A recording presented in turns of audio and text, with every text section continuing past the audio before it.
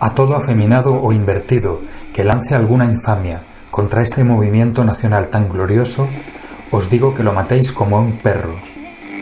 General Queipo de Llano, Radio Unión Sevilla, sábado 25 de julio de 1936.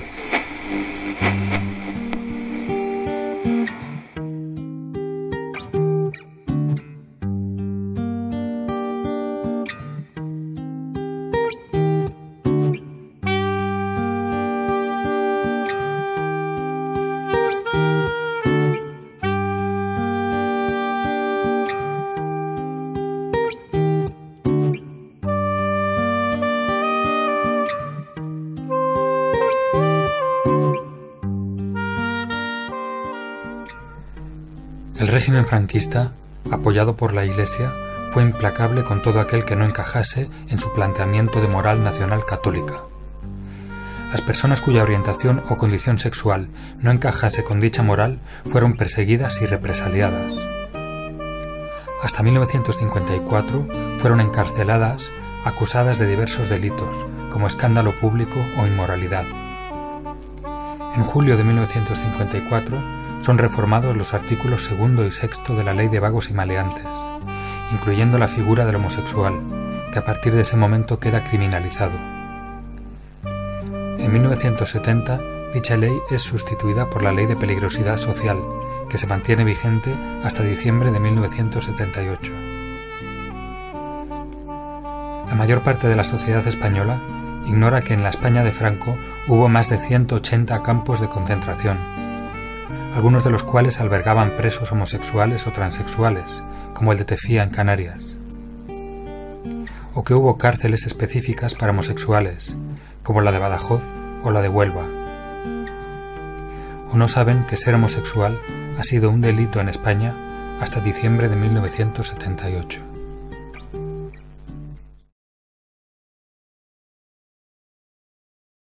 Yo nací en Francia en 1939, tengo 72 años. Mis padres eran exiliados políticos, marcharon a Francia después de la guerra, y así como no he recibido ninguna información prácticamente sobre ese tiempo de guerra, me tocó vivir un poco la posguerra. Quiero decir que fui un poco desconocedor de muchos de los aspectos de la época, porque mis padres, tal vez como perdedores en una guerra, trataron de alguna manera de ocultarme algunos aspectos desagradables. Lo que sí creo que hicieron, o yo aprendí de ellos, una de las muchas cosas, fue ejercer de libre, la necesidad de sentir la sensación de libertad en todo momento. Mi infancia ha sido normal, totalmente como niño normal, salvo que desde muy pequeño fui consciente, plenamente consciente, de mi homosexualidad. Yo viví unos años en San Sebastián ejerciendo una profesión que me gustaba. Trabajaba en Radio San Sebastián, se presentaba un buen porvenir por delante, lo tenía ya claramente marcado, y tenía un amigo con el que llevaba viviendo ya varios años en su casa, con su familia, sin ningún problema. Y nuestra vida era totalmente normal. La época era francamente difícil. Era una época sin ningún tipo de libertad, había una represión enorme. Realmente entonces los homosexuales estábamos considerados poco menos que como anormales, inmorales, como pequeños monstruos o grandes monstruos. Un día recibí una llamada de la comisaría de policía de San Sebastián en la que se me pedía que fuera por favor a responder algunas preguntas sobre una persona. Acudí a la llamada de la comisaría y bueno, pues me costó mucho atravesar la puerta, porque la verdad es que tenía mucho miedo, y me empezaron a hacer preguntas. El comisario me hizo una serie de preguntas hasta llegar a una que era clave y era importante. Me preguntó si era homosexual. Yo nunca pensé que podía tener semejantes consecuencias, las que tuvo ya a partir de ese momento. Pero le dije que sí, Me hicieron preguntas de cómo eran mis prácticas, cuándo. Nunca pensé realmente que ya no iba a salir, que ya no iba a volver a casa esa misma tarde. Entonces firmé la declaración. A partir de ese momento ya la situación cambió. Se acabaron las palabras amables, ya me bajaron a los sótanos y pasé por uno de esos momentos que, si bien han pasado muchos años y hay muchas cosas que a modo de autodefensa has olvidado, hay algunas que no se olvidan nunca. No se olvida, por ejemplo, cuando te hacen la fotografía para una ficha policial, cuando te toman las huellas dactilares y sobre todo cuando te colocan un par de esposas en las muñecas, te introducen en un coche celular sin ventanas, de aquellos de color marrón, creo recordar, y entre dos policías te llevan a la prisión de Martutene, en San Sebastián. Cuando abrieron las puertas, yo ya me imaginaba que podía ser la prisión, pero cuando abrieron las puertas me encontré en un patio de la prisión y pasé por distintos departamentos hasta que me abrieron la puerta de una celda y con un portazo enorme que no lo olvidaré nunca, me dejaron encerrado, incomunicado durante 15 días. No sé cuál sería el motivo, pero estuve 15 días incomunicado. Estaba desconcertado, no sabía qué es lo que pasaba, no sabía por qué todo aquello. Me parecía increíble que por el hecho de admitir una homosexualidad sin delitos, entonces esto era delito, sin escándalos, no había habido ningún escándalo público, pudieran meterme en prisión y dejarme con esa incertidumbre de saber qué es lo que iba a pasar. Durante esos días oí voces, oí gritos, oí lloros de otras personas, patadas en alguna puerta,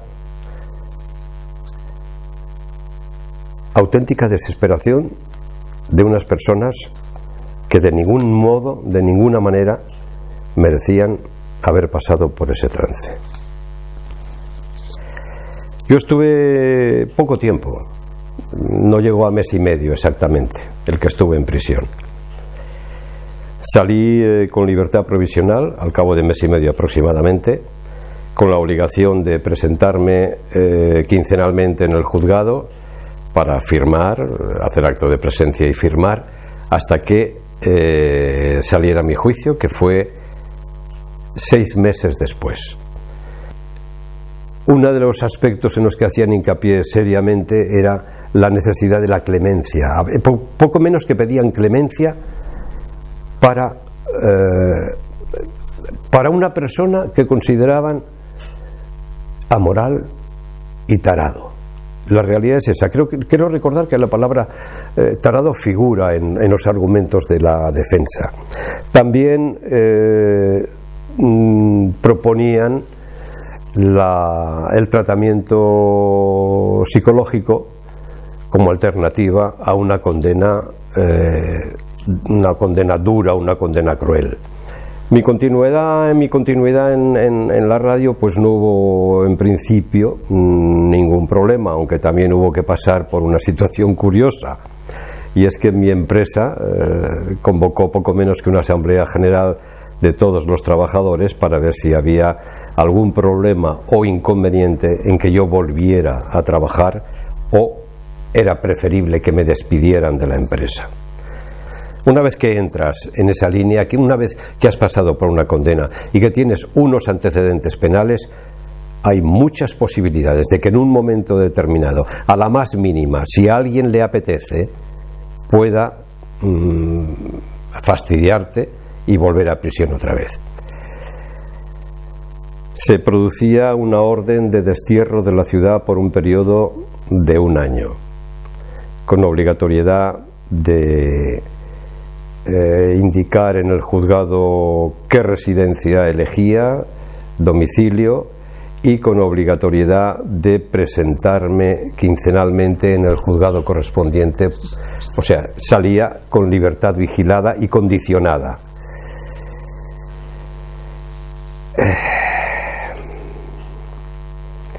En ese momento yo decidí marcharme de España.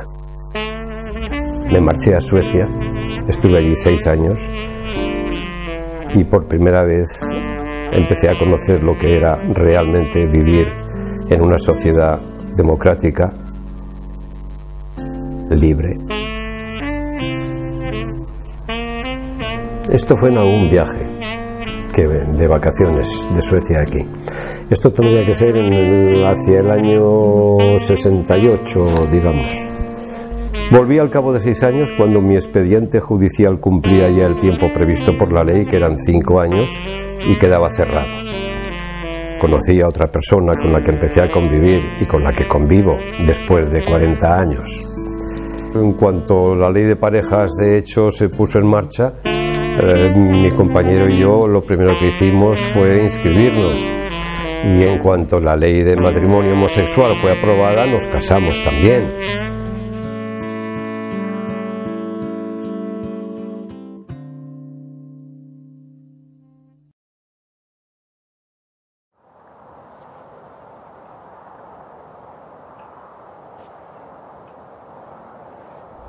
La la la la li, la la la li, la la la la la la, la la la la la la, la la la li, la la li, la la, la la li, la la la li, la la.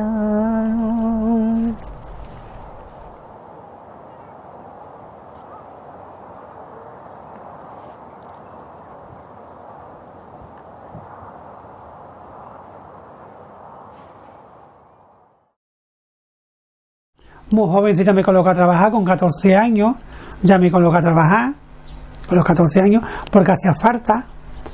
Después ya me fui a Barcelona, que fue donde me detuvieron la policía, en Barcelona. Y eso era lo que había en aquella época, siempre corriendo, ¿comprendes? Siempre asustada con la policía. Yo iba por la calle y los veía, ¡pum!, te escondían en un portal, te iban en el autobús, en el tranvía, te bajaba, ¿comprendes? Por miedo que te pidieran documentación y te llevan para adelante. Porque entonces todo es como te cogieran, para adelante. Y entonces, cuando entraban en la cárcel, había cárcel que era nada más que dedicada, un módulo, nada más que para los homosexuales. Allí estuve 5 meses y medio. Y habíamos allí número 40. Tú no tenías derecho a nada. Y muy pela siempre. No quería el tío ningún flequillo. Venga, pela. Siempre muy pela. ¿Comprendes? Era muy mala la cárcel, la comida era muy mala, unos garbanzos muy duros, el café por la mañana parecía agua sucia. Eran unos tiempos, yo te estoy contando, del 66. Imagínate si ha llovido. De 1966. Trabajando en el puerto de Barcelona, ¿eh? Y además es que a mí me cogió la secreta. Yo tuve mala suerte porque a mí me cogió la secreta. No es lo mismo que te coja la secreta que te coja la nacional. No es lo mismo. La secreta siempre ha sido más mala. Y lo sigue siendo. ¿Comprendes? Y a mí me cogieron 3 jóvenes. Que vienen los papeles puestos, la O, la I, la OS, no sé qué. Secreta. Que no sé qué secreto tendrían. Y me llevaron a comisaría y de maricón para arriba no me sacaban. Y pusieron lo que les dan la gana. Porque a ti no te pusieron un abogado y allí nada.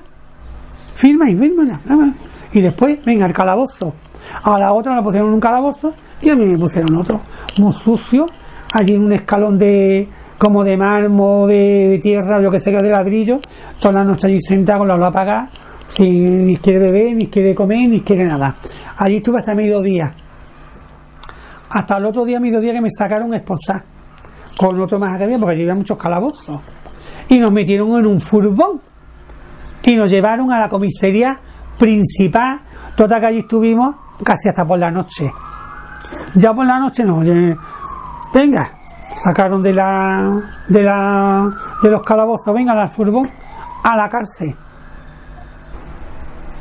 Estuve 15 días en la celda con un periodo que te ponía, 15 días encerrada en una celda. Allí esos 15 días me daban el colchón por la noche a las 10, el colchón y la almohada, y por la mañana a las 8, cuando iban a contarnos, me quitaban el colchón y la almohada. Yo tenía que estar todo el día sentado en el suelo, porque yo era un sumié metido unos hierros metido en el suelo, y lo demás todo era unos alambres que era el sumié. Entonces me quitaban el colchón por la mañana y ya no me lo daban hasta las 10 de la noche. Me llevaba todo el día allí sentado en el suelo, o tenía que sentarme en la taza del bate. Y ahí sí estaba. Nada más que cuando me abrían la puerta era para darme la comida así, como la que tiene la lepra, me la ponían la comida, yo la cogía y ya está. Y lo que había muchas coles con garbanzo más duro. Bueno, pues y tuve 15 días, que eso era un periodo como de castigo que te ponían. Y ya a los 15 días pues ya empecé a salir al patio. Pero allí trabajaban todas. Y entonces me dijo los funcionarios, ¿usted no le interesaría trabajar? Porque aquí está usted todo el día en el patio. Digo, sí, yo estuve nada más un par de días por ahí en el patio, yo no sabía también. Pero bueno, pues hable usted, solicite para trabajar en los talleres. Y entonces que también vienen puestos mis papeles. Entonces yo estuve trabajando en los talleres. Y ya me coloqué yo en los talleres, con las otras hacíamos cunitas de los niños. Y unos banderines. Y estuve trabajando y ganaba un dinerito. Porque yo no tenía nada. Yo entré con lo puesto. Y allí nadie me mandó nada, porque yo en Barcelona no tenía familia. Mi familia estaba aquí, y la única que lo sabía de mi madre pues tampoco, en aquella época estaba mal, no había nada, pues no me mandaba nada. Entonces yo allí empecé ya a trabajar, y me ganaba mi dinerito. Yo tenía ya para el economato, compraba yo cosas en el economato, para comer también, fuera parte de la comida que había allí. A los 5 y medio me dieron la libertad. Estuve unos años aquí en mi casa, y después ya me fui a Francia por la migración a trabajar a la fábrica de Michelin. Pues yo me empecé a enamorar cuando estaba ya en Francia, y me vine en el 76. Ya había muerto Franco. Mira, yo era en Valencia, mira que traje, mira con la barriguita afuera, mira qué mona. Eran flores, por otro tono, 3 flores en la cabeza, mira qué vestido. A ver el cable cantando yo. Ya que delgadita. Ay, los cuerpos cómo cambian. Que esta es mi madre, lo más grande del mundo. Las madres para nosotras son las que mejor te comprenden y las que más te quieren. Porque es mejor llevar un carnet donde diga fulana que no diga fulano, porque se ríen de ti. Hoy día no, pero antes se reían mucho de ti. Claro, porque no, el carnet no era la imagen que tú tenías en aquel momento allí delante, ¿comprendes? Y pasan muchas vergüenzas, porque he pasado muchísimas vergüenzas en muchos sitios. Ir a correo, no me ha querido dar el paquete, no me ha querido, esto, y al médico, no, tiene que entrar su marido, usted no, señora, una vergüenza por todos lados. En cambio ahora tú vas con tu carnet, voy candela y me pone señora, pues mira, femenina. Yo ahora voy estupendamente, ya la gente ya cambia, y tú tienes otros derechos como una mujer. Y mira que joven hay. Mira. ¿De cuándo es esa foto? Eso, de 62, 70, ahí tenía 42 años. ¿Ya habías pasado por Tejía? Mi amor, si lo mío fue en el 53.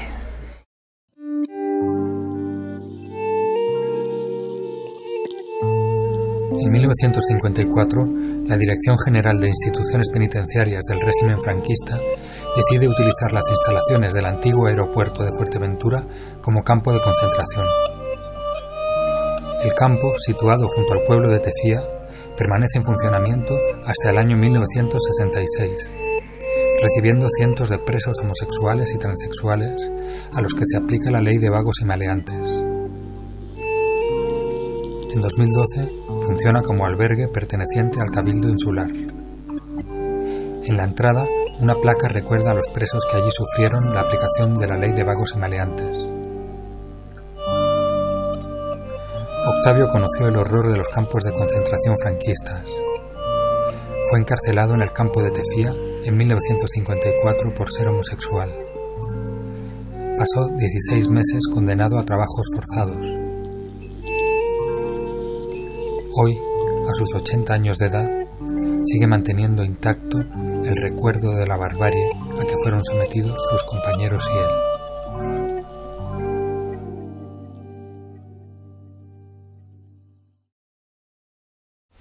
De mi infancia, pues recuerdo la guerra, ya tenía 6 o 7 añitos cuando la guerra de mi madre, los sufrimientos, hambre, miseria, injusticia, y después estuve internado en un colegio de monjas. Me recuerdo de mi madre, en paz descanse, de acostarse o ponerse a planchar con esas planchas de carbón y todo, y yo la veía llorar y yo le decía, ¿por qué llora, mamá?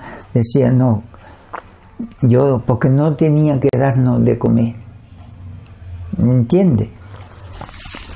Y luego, ya después de allí, de ese colegio de la monja, me he pasado solo a los salesianos. Esas tapas no quiero ni contarlas. Palo, hambre, miseria, llanto, sufrimiento. Después salí y me encontré con el mundo que yo desconocía, porque ellos no nos enseñaban más que religión, a leer y a escribir, y no nos daba lecciones de lo que íbamos a encontrar, los sufrimientos del mundo.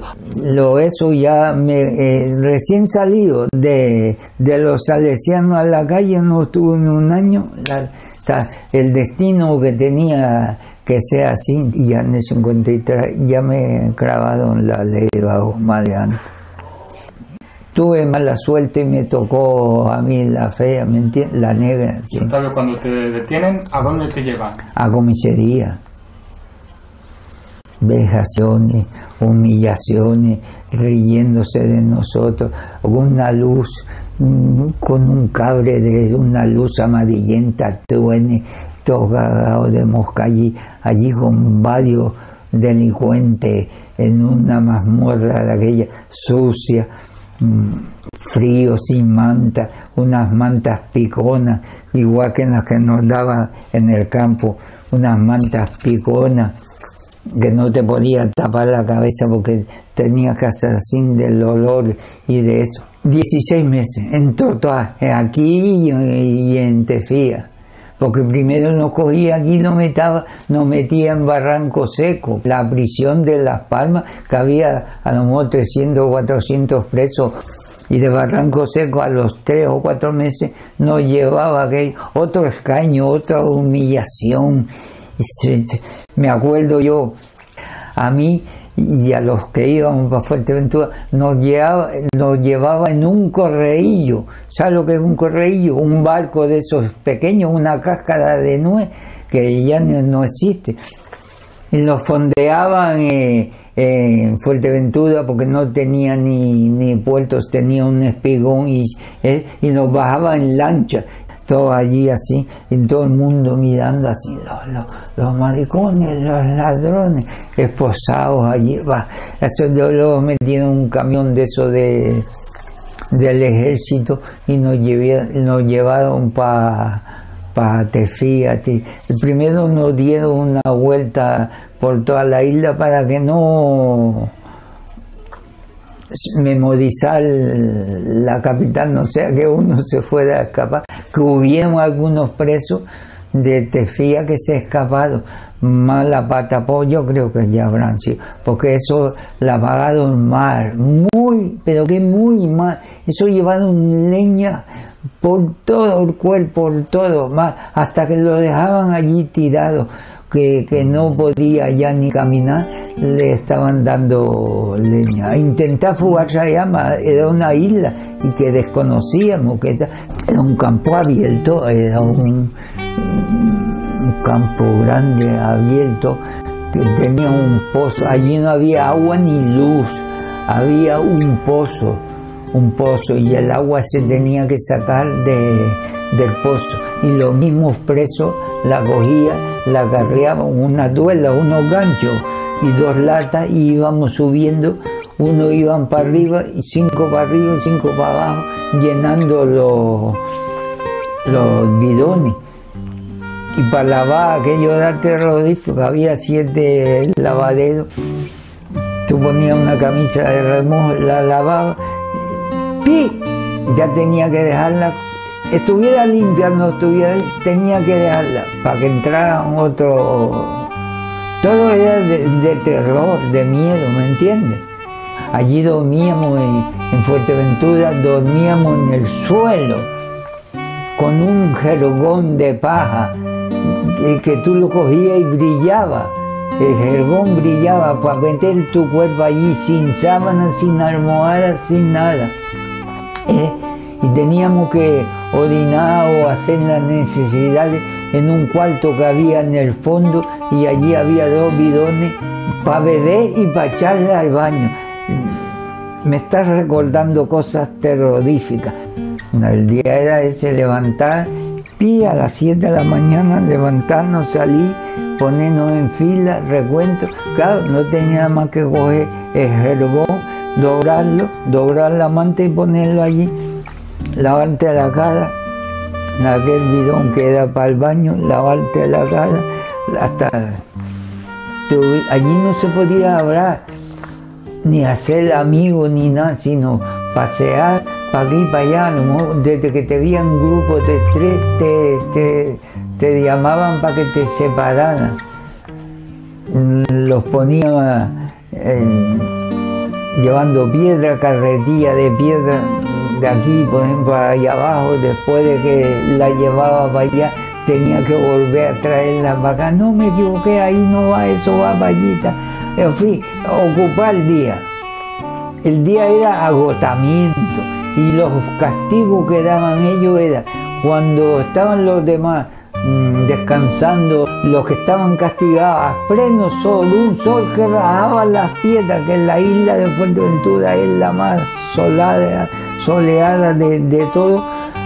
Los ponía a cargar agua, o a cargar agua para regar. Malo.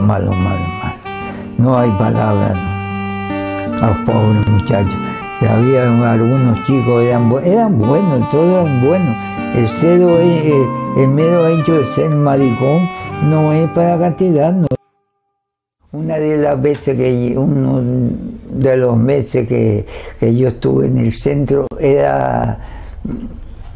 tocaba Semana Santa o algo de tal, y un cura que fue por allí preguntó de algo de religión y ningún preso sabía, y yo me levanté y contesté, y entonces me nombraron a mí maestro para que enseñara a los presos a rezar y enseñarle al Padre Nuestro, el credo y todo eso, y eso fue mi salvación de 1 año a 3. Según el comportamiento que tuviera, o te echaba a los 3 años o te echaba al año. Yo estuve 16 meses. No me habían echado antes porque no tenía a quien dejar en mi lugar para eso. Pero además, en mi vida yo he sufrido tanto como he sufrido allí. Aquello es un campo que no, ni Auschwitz, ni Ravensbrück, ni Mauthausen se compara a aquello.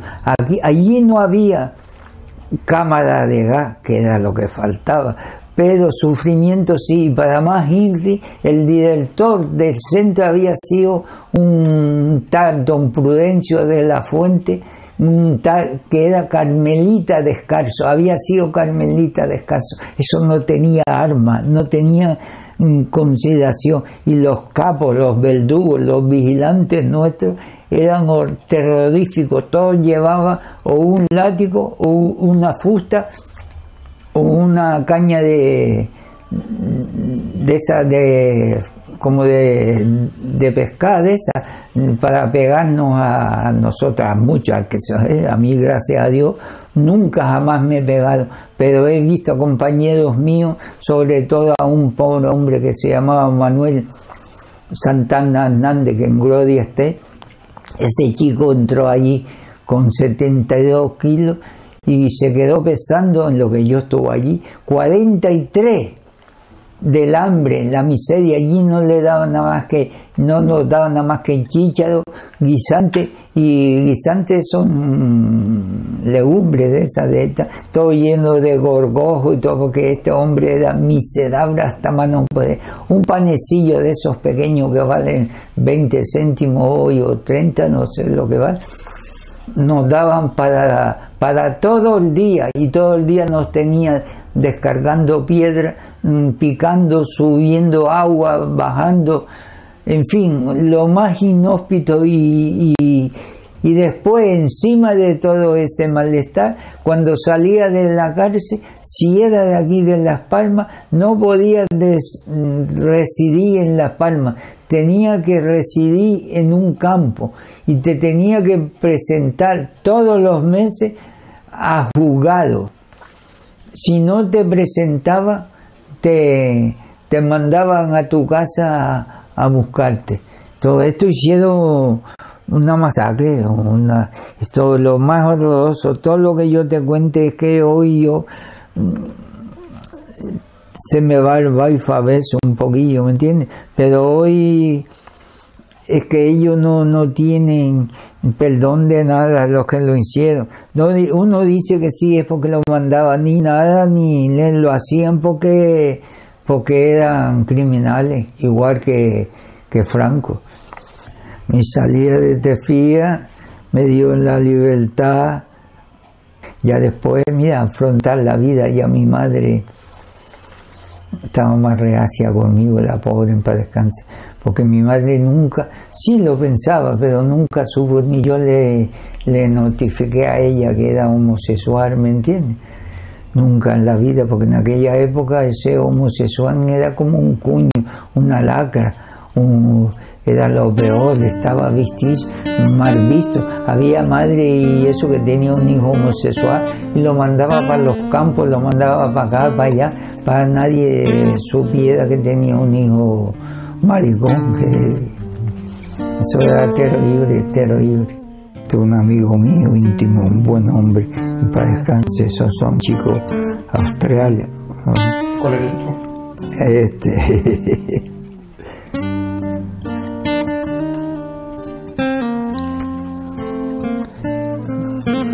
Esta chica es de Uruguay, es lesbiana, amiga mía. Eso en Valencia, el Tribunal de las Aguas, por ahí me parece. Son amigos míos, mi padre y un hermano mío. El puente de la libertad de eso en un barco en el Santa María. Este es uno que estuvo preso conmigo. Es un buen hombre, pobre. Son amigos míos, es una playa, esto no existe, esto era una factoría. Un novio egipcio, amigo mío. ¿Un novio que tuviste? Sí, del Cairo, del barco egipcio que venía por aquí. Lo conocía cada vez que venía el barco, se estaban 3 días, después se iba.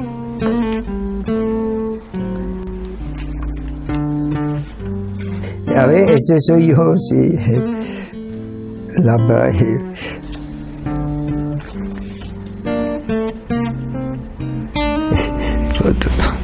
A ver, la foto más antigua, ¿Quiénes son?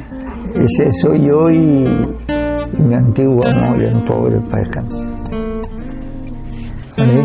El Parque Santa Catalina, qué guapo estoy ahí, ¿verdad? Está muy bien esa.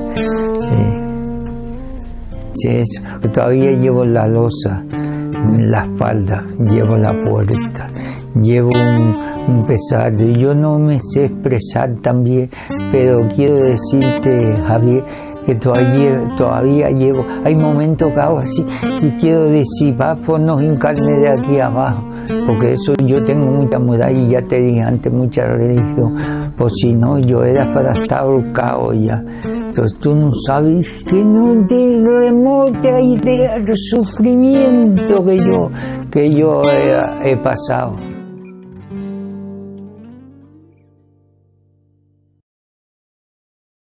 jugaba igual con chicos que con chicas, pero es verdad que era la única chica que me trasladaba de jugar solo con chicas a las casitas o a los médicos o a lo que jugáramos las chicas o a la comba.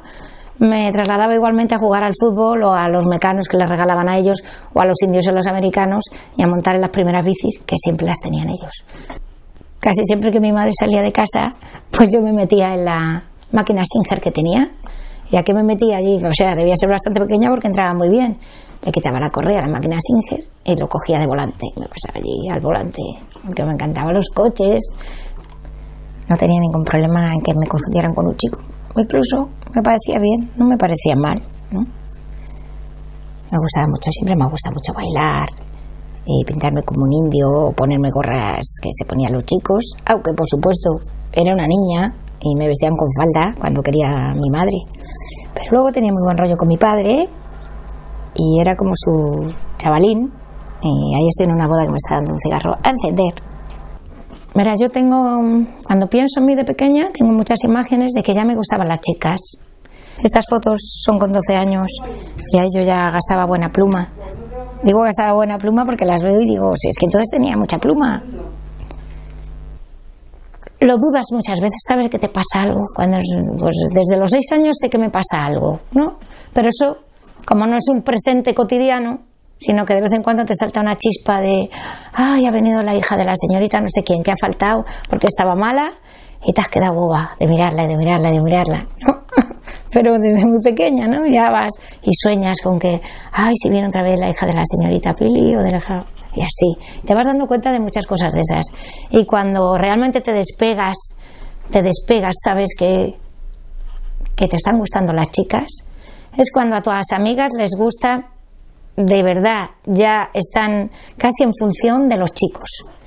Pues yo tengo la sensación de la parte que a mí me corresponde, porque nací en el 62 y por lo menos hasta el 75 era la sociedad franquista total, e incluso pues otras que nacieron antes, pero que yo las he conocido cuando yo era pequeña y se hablaba de que eran lesbianas, a pesar de que no existían. Creo que han debido vivir como semi-emparedadas. Quiero decir que de la puerta de su casa para adentro, con las cortinas echadas, han podido hacer más o menos lo que han querido. Porque 2 mujeres solas siempre han podido vivir. O no, depende de qué épocas, ¿no? Pero bueno, si eran 2 mujeres solas, católicas, y que trabajaban, pues incluso podían ser hasta de la sección femenina, podían vivir siempre y cuando guardaran todas las composturas que se supone que se le pedía a una mujer, ¿no? Entonces, yo misma lo pienso. Por ejemplo, yo siempre, cuando me ligué con mi novia, pues dormía con mi novia sin ningún problema. Porque 2 mujeres, 2 amigas han podido dormir juntas todas las noches. Pero de la puerta para afuera de mi casa, se acabó. Se acabó. Al punto que yo me acuerdo que veníamos del retiro, de cualquier sitio, y yo pasaba agobio, estaba rebelada y cabreada porque yo no me podía besar con mi novia en la calle. Y yo, mis amigos, todos, se les daban los morreos que les daba la gana. Las paradas de autobuses ni te cuento, porque anda para despedirse. Pues nosotras nos mirábamos, ¿no? ¿Por qué no podíamos arrimarnos? Porque teníamos tal presión que no te atrevías a besarte en medio de la calle. Y entonces yo aterricé, mis padres me llevaron de golpe de un colegio fantástico, de la Institución Libre de Enseñanza, en el que yo era una tía feliz, pero feliz. Y me llevaron de repente, al cambiarnos de barrio, pues me llevaron a un colegio del Opus, porque me tenían que hacer una señorita. ¿Cómo es posible que mis padres comunistas, ateos, me quieran llevar a un colegio semejante? Pues sí, ellos tenían seguro que nadie me iba a comer la cabeza, ¿no? Que no me iban a comer la cabeza. Porque yo era una roja como ellos y una atea, con mis 12 años, 13. Pero ellos me querían hacer una señorita porque mi pluma ya era intragable. Yo había sido hasta entonces quien me había dado la gana. Pero ¿qué hacían con esa niña que era, no sé, Manolín, ¿no? Le digo Manolín porque mi padre era Manolo. Entonces, pues nada, decidieron meterme en ese colegio. Y en ese colegio, aunque el primer año me parecían unas presentables, unas pedorras, unas pías, unas catoliconas, pues cuando pasó el primer año, el segundo año, pues ya me cayeron mejor, sobre todo porque era un mundo todo de mujeres, en el que yo llegué a sentirme estupendamente. Muy bien, porque todo el día rodeada de mujeres que te están todo el día moneando por captarte, así que como te quieren captar, pues te están seduciendo todo el puto día, ¿no? Y todo el día te invitan a esto, te invitan, quiero decir que un día vas a esquiar y otro día vas a la supercasa que tienen por ahí, que te quedas alucinada, y siempre, sobre todo, estás con mujeres, y yo me quedé colgada de una de estas mujeres del Opus, la verdad. Así que cuanto más colgada me quedaba, más quería parecerme, más quería estar en ese mundo de ellas, y estuve bastante tiempo, estuve casi 2 años, a todas horas, rodeada de iglesia, rodeada de chicas y rodeada de muchas risas, porque me lo pasé bien, pero también lo pasé regular porque no encajaba, porque era una tía, de verdad, era una tía muy roja y muy atea.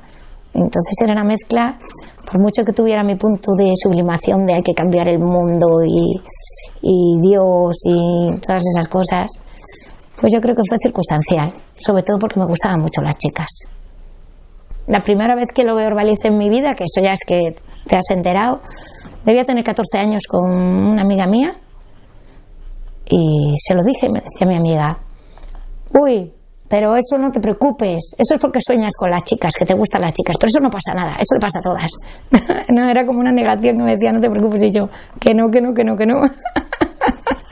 Y a mí me gustan las chicas, que me gustan las chicas, pero es que no te gustan los chicos. No, pero si te llevas muy bien con los chicos, claro, sí, me llevo genial con los chicos, me llevo muy bien, pero no, hablo de otra cosa, de otra cosa.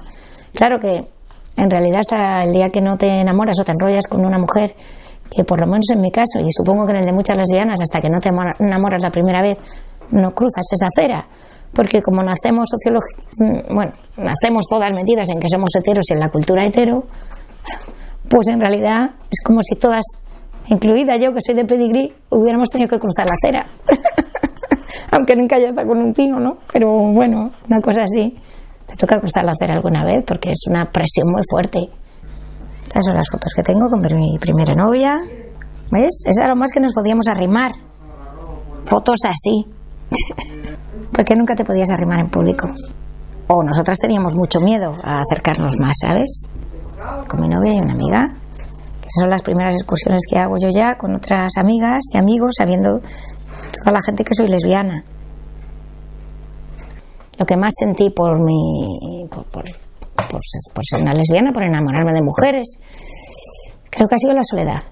La soledad muchos años, porque en los felices años 80, esto que habla tanta gente, que guay, que chupi, y yo soy una enamorada de las canciones, era muy joven, vale, pues en ese tiempo quizá los chicos tenían avanzado un camino, las chicas teníamos muy poquito avanzado el camino porque no existíamos. Entonces tú podías, sí, lo que estaba bien de ese tiempo, de cuando yo tenía 17, 18 años, es que se lo podías decir ya a tus amigos y a tus amigas, pero también muy acotado, ¿vale? No era tan libre el mundo para decirlo desde ya a tu clase y a todo quisqui, ¿no? Otra cosa es que, bueno, se dieran cuenta. Y soledades, pues desde los 13 hasta que me eché mi primera novia, que tenía 18 años, pues te crees que eres la única en el mundo, ¿no? Porque ¿dónde están? No están en ningún lado. Si no estabas casi ni tú, ¿dónde están? Sí, tú de vez en cuando te da un subidón porque te gusta muchísimo una, pero no sabes cómo entrarle ni accederle, porque tampoco quieres que te sientan como una pervertida, ¿no? Porque entonces yo me sentía una persona muy normal, una mujer muy normal, vale, pero yo no sé cómo sentían las demás, así que incluso la primera vez que yo ligué tuve mucho cuidado en dos cosas: una, en mostrarme, ¿no? Que vieran que en seducir lo que quieras, pero en que arrancar a la otra. En que arrancar a la otra, porque claro, en mi mundo podía tejer a todas las heteros del mundo. ¿Qué es lo que hacía? Cuando me gustaba una, pues con mucho cuidado me hacía muy buena amiga, era la mejor amiga, y todo era un límite entre qué gusto, qué bien, hasta que arrancaba la otra. ¿No? Y bueno, pues sí, se sienten soledades. Incluso yo recuerdo la primera vez que me dejó mi novia, me sentí fatal, porque dije, ahora que lo tenía arreglado, resulta que no conozco a nadie. Y que con esta ya no conozco a nadie, otra vez sola. Y esas soledades se me acabaron radicalmente cuando llegué a conocer las feministas, ¿no? Debía tener 23 años y por fin se acabó la soledad para siempre. Para siempre. Y además me ubiqué muy deprisa. Era como si hubiera estado buscando ese grupo de mujeres que peleara por los derechos y de repente me las encontré. No es que yo no buscara, es que no tenía ni idea de dónde estaban. Otras me dirán, pues anda que no estaban lentas y llevábamos no sé cuántos años. Pues sí, pero yo no me las había cruzado en el camino, ¿no? Y entonces en que encontré a las feministas y yo misma me sentía feminista, se acabó la soledad para siempre. La soledad percibida como grupal, como porque bueno, sola te puedes sentir, pero nunca más como un espécimen raro, apartado, aunque no te apartaras, sola, sabiendo que estabas sola, ¿no? Aunque estuviera arropada familiarmente, pero son soledades de tus silencios, que son muchos, de mucho armario. E incluso digo de los silencios porque si no varías tú quién eres, no te inventas nada, estás obligada a los silencios, ¿no? Si no quieres mentir, si no quieres inventarte novios, si quieres estar en un armario, el menor armario posible, lo único que puedes hacer es ser tú. Y cuando te dicen, no tienes novio, no, es que no tengo novio, ni quiero novio, o cosas así, o otras veces te callas y son silencios, silencios, silencios. O si tienes novia y no lo dices, pues te callas, pero no te inventas un novio. Esos años son muy movidos para mí, porque ando buscando. Pues puedo decir pareja, gente. En realidad estaba buscando a las feministas y no lo sabía. ¿Vale? Y luego ya empiezo a militar en los colectivos de feministas lesbianas, enseguida. Desde que llego a Vallecas, a conocer las feministas de Vallecas, pues milito en los dos grupos, en las de barrio y en el colectivo de feministas lesbianas, ¿no? Y ahí, bueno, ahí realmente en cuanto llego lo primero que me ocurre es que quiero ya salir del armario, porque ya tiene sentido. Ya no quiero vivir más dentro del armario, ya he sentido lo de no besarte en el retiro, o no poderle decir a nadie que tienes novia, o que te deja la novia, ¿no? Y bueno, ahí me meto a tope, y a finales de los 80, pues participo al máximo en las campañas que saca la Coordinadora Estatal de Feministas Lesbianas. Es el primer cartel que saca el colectivo de feministas lesbianas en su historia, que es el cartel histórico del colectivo de feministas lesbianas de Madrid.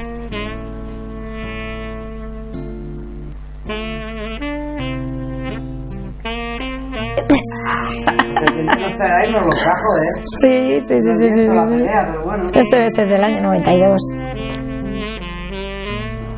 El colectivo de feministas lesbianas.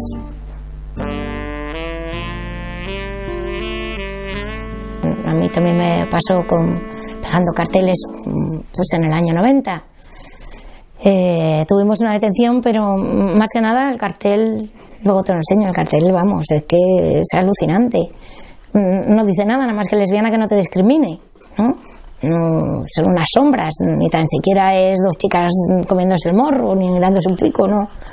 Entonces llegó un pavo y le molestó aquellos carteles y llamó a la policía y nada, nos detuvieron unas horas.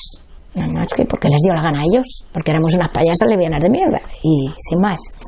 Lo que cantábamos en todas las manis, lesbiana, soy lesbiana porque me gusta y me da la gana, y este era el título de la revista que teníamos el colectivo de feministas lesbianas, nosotras que nos queremos tanto. Era una revista teórica donde se publicaba Adrienne Rich, o donde, no sé. Bueno, aquí mira, ¿ves? Con el grupo de cuando militancia feminista, las pancartas con mujeres internacionalistas.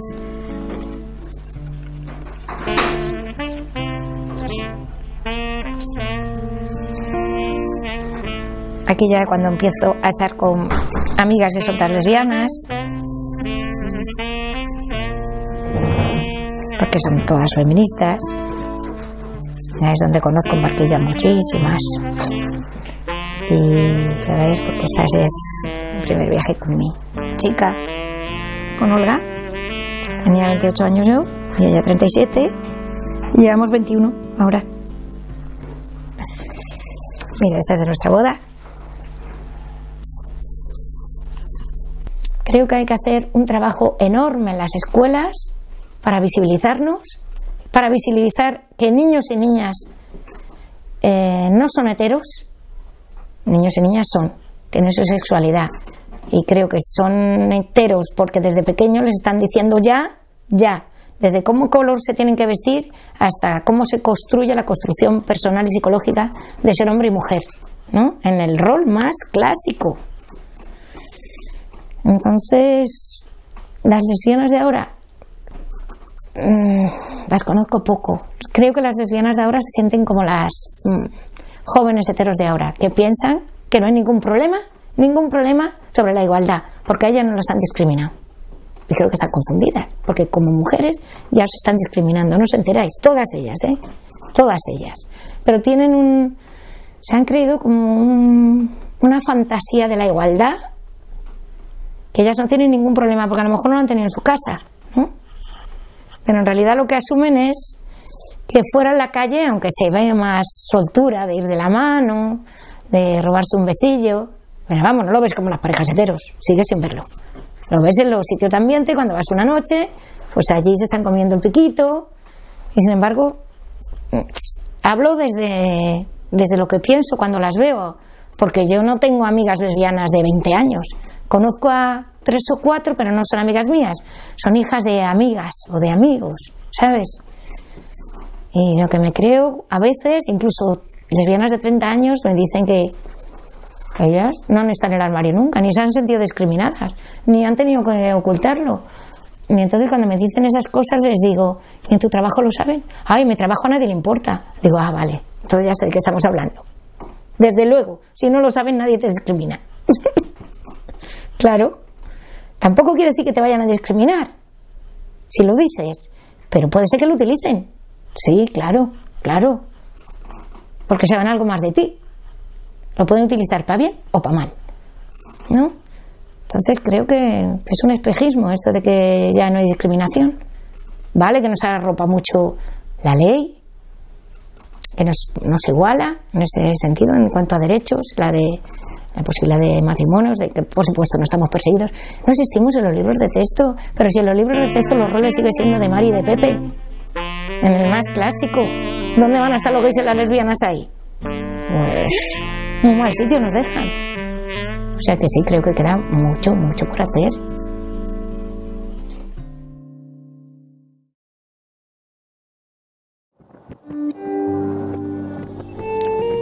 El olvido es una fosa extraña donde cabe de todo. Sus insaciables tragaderas digieren cualquier cosa. Pueblos enteros han desaparecido fagocitados por el olvido. Un gigantesco estómago donde se descomponen lentamente las mayores calamidades cometidas por el hombre. Las traiciones, la tortura, las guerras, se pudren en esa enorme panza hasta formar una masa hedionda y viscosa que el tiempo termina deshaciendo hasta transformarlo en materia irreconocible. Tiempo y olvido son las grandes ventajas del verdugo, los aliados con los que siempre cuenta. Son conscientes de ello. Por eso es necesario que mantengamos intacta la memoria, la única arma que tenemos contra estos desatinos. Solo memoria contra la barbarie.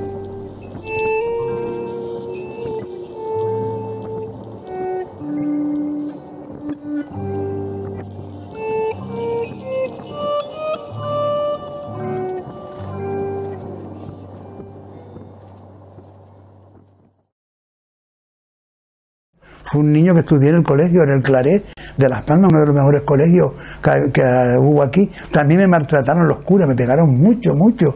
El director era un sinvergüenza. Y los otros, los curas, era igual.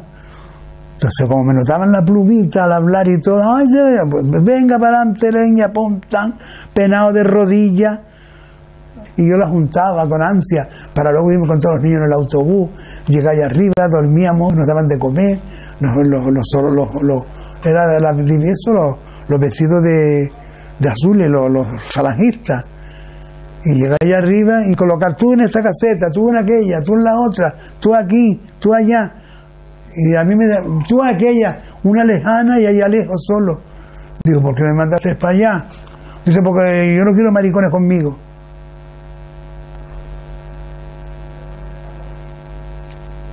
Ya desde el colegio.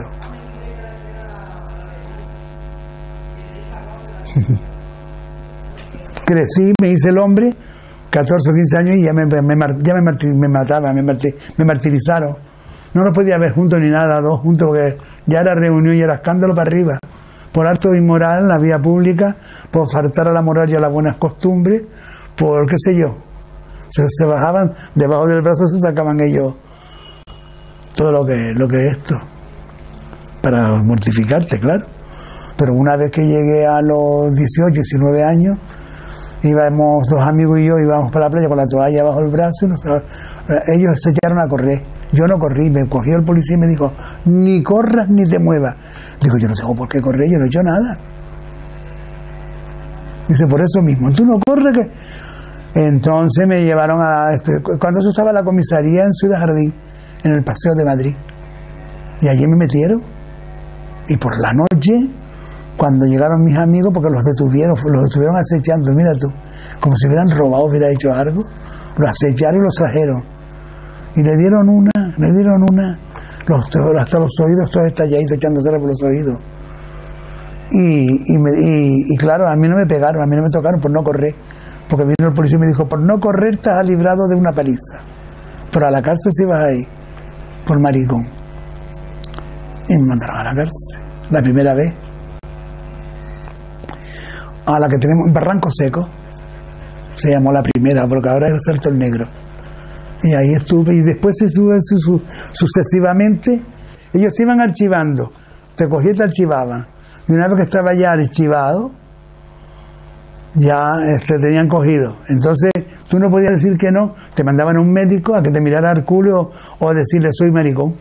Una de las dos, usted ha tomado por culo, te decía el médico, por toda la clara, al lado del cine Cuyá, aquí.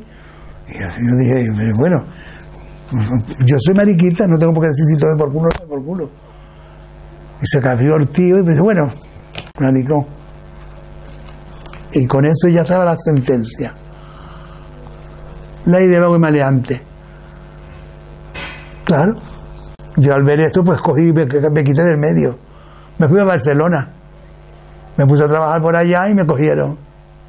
Pero allí me cogieron porque fueron derecho a la pensión donde yo vivía, vinieron a mi familia, a ver las cartas, fíjate tú, como si fuera un criminal uno. Era un delito ser maricón en aquella época, bastante fuerte.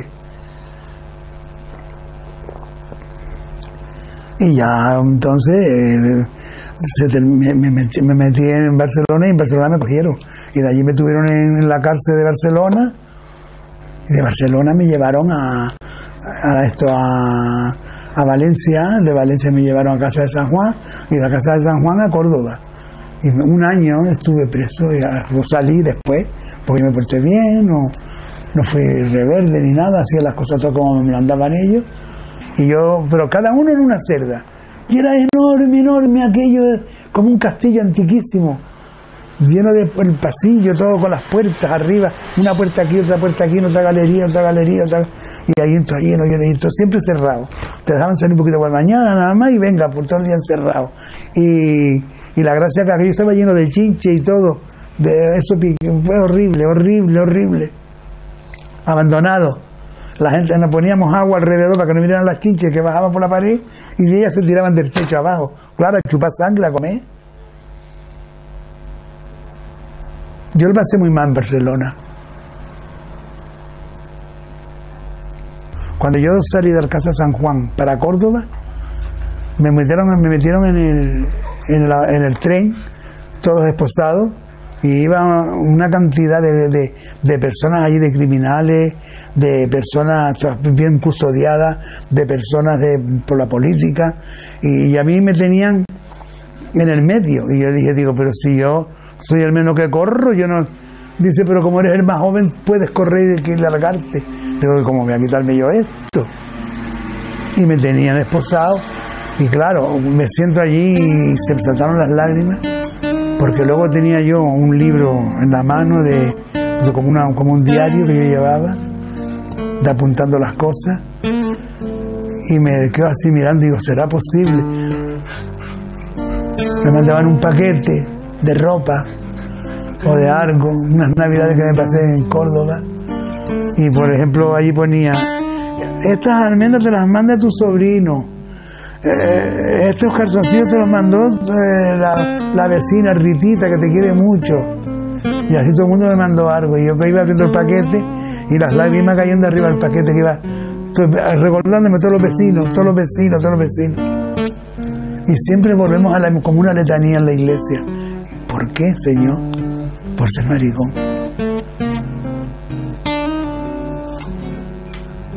No había otra cosa. Los que trabajaban en censura era falangista, era de la falange, y caía la censura arriba, que era un escándalo, y aquellos, los chiquillos pequeños lo oían, y cuando fueron creciendo quisieron también seguir siendo en la censura, 4 viejas y 4 tíos gordos con la falange, el escudo de las 5 flechas. Anda que también lo de las 5 flechas era terrible, estábamos copados por todos lados que nos viráramos. Pues teníamos a la policía municipal, a la policía ND, no faltaba sino el FBI allí.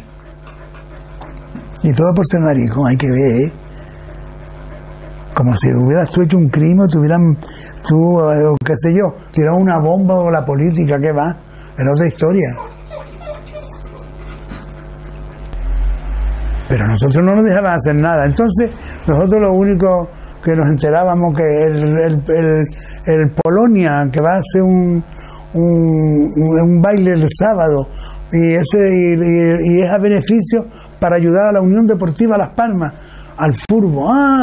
Ya estábamos todos pagando la entrada para entrar ahí, pero yo iba vestido de mujer y todo, lo pasaba bien, porque hasta que salíamos, al salir las furgonetas ahí fuera ya, pidiendo documentos, y venga, tú vete para el coche, ¿no? Venga, tú sigue para abajo, y a lo mejor íbamos para la cárcel otra vez. Pero me había bailado aquella noche los brazos de Armando o de Juanito, el de los palos.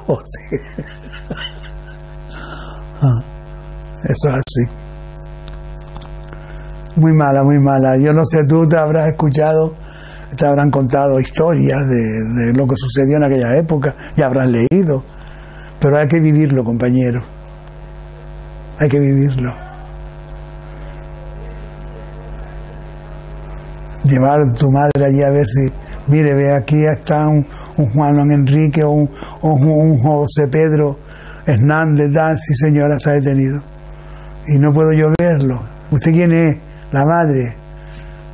Bonita pieza. Y entraba adentro, la madre a traerte una tortillita, a traerte algo. Tú, arranca tú, maricón, levántate. Y tener la madre que lloraba doblemente. Marcharse con el alma hecha polvo. Sí, pero luego al salir de Córdoba me dijeron, usted no puede ir a Canarias, ¿eh? Usted está desterrado de allí. Digo, ¿por cuánto tiempo? Dice, no, 1 año. Yo no le hice caso, cogí por cierto, tengo una anécdota bastante mala y desagradable. Salí de la prisión aquella noche, yo llevaba mi dinerito, ¿verdad? La pelada no ve que me la quitara, ahí te pelaban continuamente. Y más como era maricón, te pelaban más para que tuviera, por mariquita, que tú, el pelo, el risito, la moña o lo que sea, nada, pelada. Esta gente, yo ni me acuerdo bien de las cosas, porque yo la cabeza mía ya, es que voy a cumplir 80 años. Ahora, dentro de poco. Y claro, de allí me cogieron ellos y me dijeron eso, que no podía ir a Canarias. Yo cogí y me vine a Canarias y tenía que estar 1 año firmando en Telde, como que yo estaba en Telde, fuera de la capital. Me tuvieron otro año firmando. Todos los días primero iba. Menos mal que el del juzgado se hizo amigo mío, y yo le dije, mira, yo no tengo casa, voy a calmar las plataneras. Dice, venga, tú sigue haciéndolo como lo estás haciendo, que lo estás haciendo bien, y no te metas en fregado. Digo, no, yo no me meto en fregado ninguno. Pero ya no me cogieron más, ya era un hombre hecho y derecho. Tenía yo mi 25 o 30 años casi. Pero la juventud se la tragaron todas ellos. Íbamos a los carnavales, a los bares, a los clubes a bailar y nos acechaban la furgoneta cargada para abajo. 30 días. Cuando vino después que murió Fran, bueno, en la época de Franco ya empezó a venir la cosa esta, fue cuando ya nos volvimos todos locos, con las plumas, las pieles, venga por la calle con tus grandes tacones, tu gran ropa, los abrigos de piel, luciéndolo todo. Yo tenía amigos así cuando me veían. Yo, por ejemplo, un día de Reyes nos reuníamos, salíamos todos, después de la función de la noche, salíamos todos de allí y venga a comprar los Reyes, a comprar las cosas, y veníamos por la calle con los abrigos así, los cuellos levantados, todos maquillados como burros. ¡Hala, venga, el escándalo! A volvernos locos, y los tíos todos detrás de nosotros. Sí. Esto es lo que yo quería. Porque a ti lo que te conviene es que te lleves, si vas a visto uno de mujer mejor, sí. Fue que de aquella época.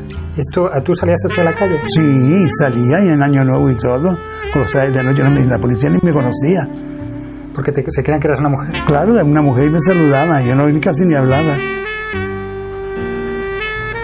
Oye, mira, aquí, ¿sabes lo que es esto? Cuando me llevaron al cuartel, fíjate que llevaron al cuartel a mí, en el año 51. Aquí ves tú, mira qué cosa más bonita. En un momento de su actuación, se dice aquí debajo. Aquí dice: Félix de Granada, la copla es mi vida. Esto, mira qué bonitas estas fotos, es una preciosidad. La del traje turquesa, mira que como una bata de cola, mira. Aquí cantando un numerito por la calle de Alcalá mismo, mira el mantón en el hombro rojo, con el traje negro. Ay, Dios. Bueno, esta es la capa aquella que tú estás viendo allí, ¿la viste? La de esta. Es muy bonita, fíjate qué bonita es. Este es el de Mariquita, cantaba aquello: Mariquita, Mariquita, doña Mariquita. Este es una maravilla.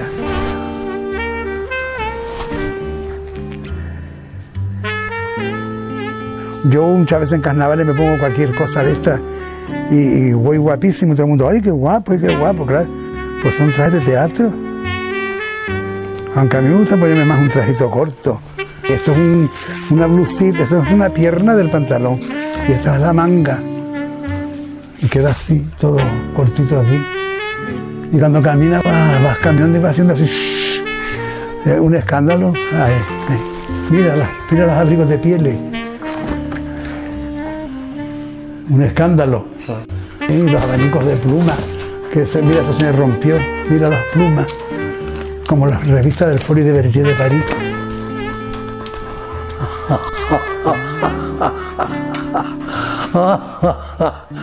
Esta me la pongo yo porque me parezco a Mari Sánchez.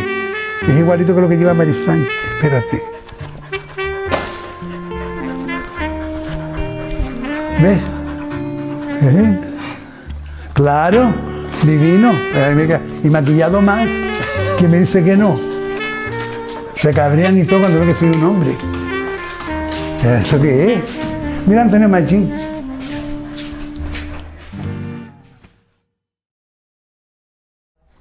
Con 12 o 13 años nosotros nos vinimos ya para Sevilla. ¿Sabes lo que te digo? Mi hermano cogió aquí una carnicería y empezó a trabajar, me trajo a mí, me montó otra carnicería, también a mí, con 17 años. Yo lo que pasa es que, claro, pues con esa edad no estaba yo consciente de lo que era un negocio, de llevar un negocio. Pues la detención en un bar aquí en Sevilla, en la Gran Plaza, un bar que se llamaba El Blandino. Pues vamos a estar en un bar como si tú estás ahora en un bar tomando copas, en un bar de ambiente, de los que hay ahora. Pues la policía llegó, claro, la mayoría de las que estaban allí eran todas femeninas. ¿Sabes lo que te digo? En aquella época no eran como los que hay ahora, era femenina toda, la mayoría. Entonces por la Guardia Civil, eso, la policía diría: uy, ¿esto qué es? Nos pidió el carnet a todas: venga, ustedes que soy homosexuales, sí, pues venga, a comisaría, ¿cómo se llama esto? A los juzgados, y de los juzgados a la cárcel. Y ahí estuvimos por 6 meses, 3 meses aquí en Sevilla, Y después 3 meses que nos trasladaron a Huelva, al centro, vamos, que era como el centro de homosexuales en aquella época, allí en Huelva. Hace poco aquí, imagínate, en Sevilla, una cárcel en aquella época, había muchos ladrones. La cárcel de Huelva también, vamos, cuando llegamos, claro, porque nos llevaron de conducción de aquí de Sevilla allí a Huelva. Pues cuando llegamos, claro, aquello también era todo como de chapero y de mariquita, esa cárcel. Pues cuando entramos nosotros, no con los pelos largos, pero yo ya tenía un poquito de hormona, eran todas femeninas, se veía femenina. Pues todos los tíos, pues allí un escándalo. Y después, pues nada, los 3 meses que pasamos allí, pues yo me puse en la cocina a ayudar a 2 más que había, 2 compañeras. Hombre, claro que yo sé que es una cosa injusta, porque es una cosa que por eso no tienes que condenarte a 6 meses por tu ser mariquita. Y después yo, cuando nada más que salí de la cárcel, yo me fui para Barcelona. En Barcelona me he quedado 30 años, vamos allí viviendo. Venía a Sevilla, iba, pero mayormente siempre estaba en Barcelona. Pues hormonarme pues vamos, yo ya cuando estaba aquí en Sevilla no estaba hormonada, mucho, ¿no? Estaba femenina, pero no estaba muy hormonada todavía. Después ya cuando salí de la cárcel me fui a Barcelona, yo allí, claro, Barcelona en aquella época pues era otra cosa. Y entonces pues allí cuando yo empecé, vamos, a vestirme de mujer, por decir, y todo el proceso. Y después pues llamé el pecho, los retoques de cada una, como tú sabes. Claro, en aquella época yo veía a lo mejor a 20 personas ahí puestas y a mí me daba vergüenza pasar, porque con nada más que pasaba, oh, maricón, otra vez, tío, ¿me entiendes? Entonces a mí me dolía, yo no era una persona violenta para enfrentarme a esos 20 tíos, ¿me entiendes? Tener esa disputa con ellos, pues yo que lo que hacía, pues intentaba esquivarlo. Ahora ya cumplí 55, 56 ahora en octubre. Libra, yo soy Libra, Javi.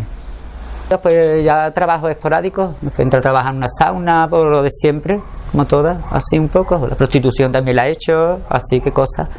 Y ahora pues estoy trabajando también en una empresa de limpieza, voy a hacerle a una amiga mía que tiene una tienda de vino, también se la limpio, y así voy tirando, Javi.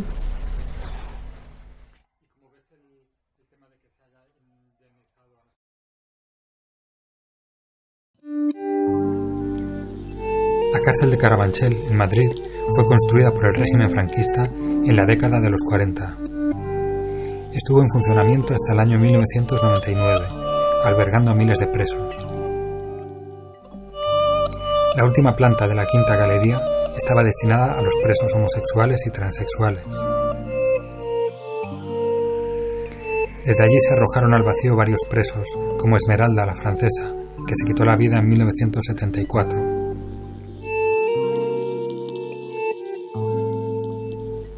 En el año 2008, la cárcel fue derribada para construir pisos.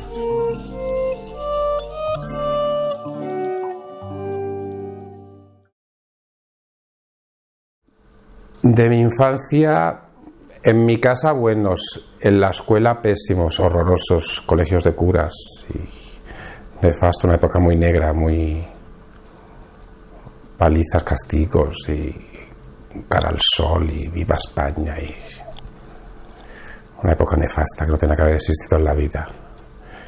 Y luego, por desgracia, vine a Madrid y ya en la adolescencia fue el remate. Luego yo me quedé huérfano de padre con 13 años y luego ya me colocaron a trabajar en el Hotel Palace de Botones y allí estuve 2 meses, no me gustaba, no sé, estaba inquieto, no me gustaba, eran burlas y... con 14 años, pues quieras o no, ya tiendes más al sol o a la luna, una de las dos cosas, a carne o a pescado, ¿no? Y nada, luego me colocaron en otro hotel y una de esas veces fue cuando me detuvieron la policía en la calle. Me llevaron a la Dirección General de Seguridad, yo diciéndole que debía trabajar, que estaba trabajando, que estaba repartiendo. Sí, aquí mucho trabajo, a la Dirección General de Seguridad, y ahí se pusieron en contacto y me soltaron. Pero claro, el que me soltaran y el hecho de ir a trabajar, al día siguiente ya no iba a trabajar, me despidieron. Pues hay la segunda detención, pero esa segunda detención me sirvió para estar 3 días con sus 3 noches en la Dirección General de Seguridad detenido. Y de ahí, furgoneta, que le llamaba La Lechera antes, y a Carabanchel. Sin más. sin juicio, sin saber ni por qué, ni cómo, ni cuándo, nada. Nada, nada, nada. Y 15 días a Carabanchel. Yo no sabía qué era aquello cuando yo vi la cárcel de Carabanchel con esas galerías tan enormes, con tanta gente, con ese olor a azotal, a sudor. Se me vino el mundo abajo. Bueno, de allí muy mal nos cacheaban, nos dejaban desnudos, nomás entrar, a cachearnos. Y a mí se me vino el mundo abajo, llorando yo para arriba. Me parece que entré, estaban en el recuento, que luego me enteré lo que era el recuento, que era, nos sacaban a todos nos quitaban el cerrojo y nos asomábamos al balcón y hacían el recuento desde abajo, a ver si nos habíamos escapado alguno. Pero mal, el ambiente muy mal, aquello era un mundo aparte que yo no lo había conocido nunca ni tenía que haberlo conocido. Muy mal, no sé, era... Es que no lo logras borrar, porque hablando te vienen siempre recuerdos que has tratado de quitarlos de tu mente, pero al hacerme la entrevista pues siempre te viene algo. Algún punto falta, todo muy negro, muy sucio, muy oliendo muy fuerte, muy mal, muy desagradable todo, muy desagradable. Yo creo que fue la primera vez que yo vi a una trans. Llevaba el pelo corto, la llamaba la francesa, pero 2 metros, claro, ella francesa, se había venido a España y la habían trincado, y encima esa época que el transexualismo no existía, o si existía era fuera, era de tapadillo, o se iban, las que podían hacerlo se iban al extranjero, lo más cerca a Francia, pues a ella se le ocurrió hacer el viaje al contrario, y la cogieron y la llevaron allá arriba con nosotros, claro. La cortaron el pelo, entró con el pelo así, la cortaron el pelo, la pusieron una faja aquí en los pechos porque tenía los pechos grandes, a ver, lo único que no estaba, que no había dado el paso de reafinación de sexo. Y luego con el tiempo me dijeron en Barcelona, yo la primera vez que había visto una persona, un hombre con pecho, pues claro, se me escapaba un poco. Vamos, no sabía cómo lo que pude saber ahora. Y luego me enteré en Barcelona con los años que de las veces que había caído en Madrid se había echado la droga, y la última vez que cayó en Carabanchel se tiró, se suicidó desde la quinta, desde arriba se suicidó, se tiró. Vieron los periódicos, yo lo leí en el periódico en Barcelona. Luego salí, una semana, la misma operación, esposado a un coche de policía, y ahí a la Dirección General de Seguridad, una semana de haber salido hasta que volví a entrar otra vez. Una semana transcurrió, otros 15 días.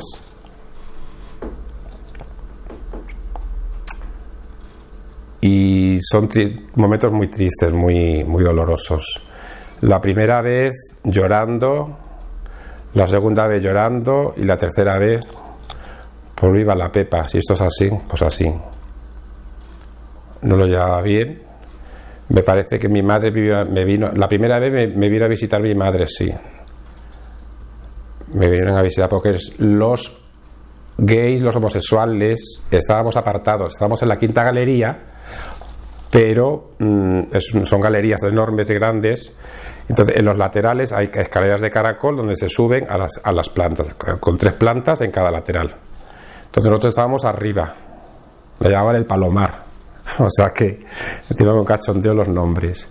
Y la primera vez estábamos incluso hasta el patio donde salíamos a lavar la ropa nuestra, y para ganarnos un dinero lavábamos ropa de los presos y nos pagaban en tarjetas de 5 pesetas, de 25 pesetas, y luego a la salida pues la cambiaban en la moneda de curso. Pues me vino a visitar mi madre con mis 3 hermanos. Yo cuando los vi me quise morir. O sea, mi madre se puso a buscarme a ver dónde pasaba, que yo no había viajado de mi casa. Esa es la primera vez. Y luego la segunda ya no vino porque yo no quise que viniera. Llamé que no viniera, y la tercera igual. Que por cierto, la segunda vez que me presenté en casa ya, estaba mi madre, por cierto, estaba mi madre mala, ese día estaba en cama mala. y nos abrazamos y no iba a pasar más. Pero la tercera vez pasó. Me harté, estaba hasta las narices, me lié la manta a la cabeza, cobré, le dejé la mitad del sueldo a mi madre allí en casa y la otra mitad me saqué un pasaje y me largué a Barcelona. En Barcelona, vida nueva. Esto es en el Molino de Barcelona, el camerino de Ivet René, de una primera BD del Molino.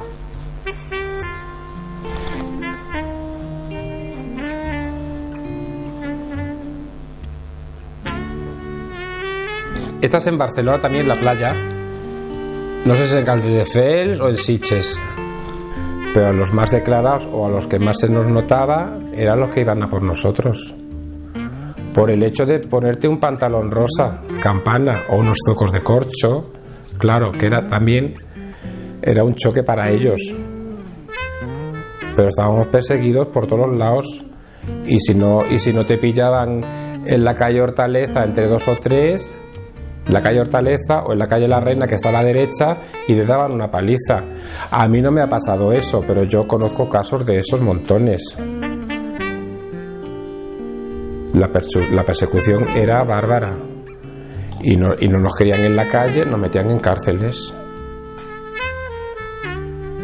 Eso era lo que pasaba, pero la persecución, o sea que muchos de los que ahora la juventud gay, trans o lesbi de ahora, todo lo han tenido hecho por la democracia, pero por lo que hemos luchado de la parte de atrás antes, porque nos hemos llevado todos los palos del mundo. Pero en general no ha sido una vida tan negra ni tan nefasta, quitando esa época de la época de Franco, maldita. Lo demás no ha sido. He tenido épocas buenas, épocas malas. Has tenido o no has tenido. He trabajado siempre, pero no ha sido tan negra y tan nefasta. No.